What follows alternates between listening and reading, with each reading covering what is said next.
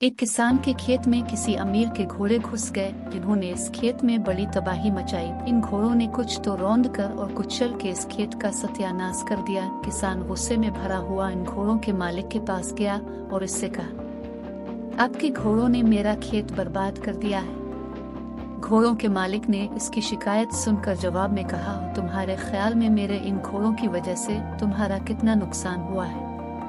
किसान ने अपने आप को काबू में रखते हुए जवाब दिया, मेरा कुल मिला के 50 रुपए का नुकसान हुआ है। घोड़ों के मालिक ने इसी वक्त किसान को 50 रुपए देकर कहा, अगर नुकसान कुछ ज्यादा हुआ हो तो सोच लेना और मुझे बता देना, मैं ज्यादा देने को भी तैयार हूँ। किसान 50 रुपए लेकर अपने घर वापस आ गया, लेकिन जब खेत पक गया और फसल तैयार हो गई तो वो पहले से भी ज्यादा कीमत पर बिक गई। ये देखकर किसान बहुत खुश हुआ, लेकिन चूंकि वो एक ईमानदार किसान था, इसलिए 50 रुपए लेकर घोड़ों के मालिक के पास पहुंचा और इससे कहा, जनाब अली, मेरी फसल कट गई और नुकसान की जगह कुछ ज्यादा नफा भी हो गया है, बस अब आप अपने रुपए वापस ले लें।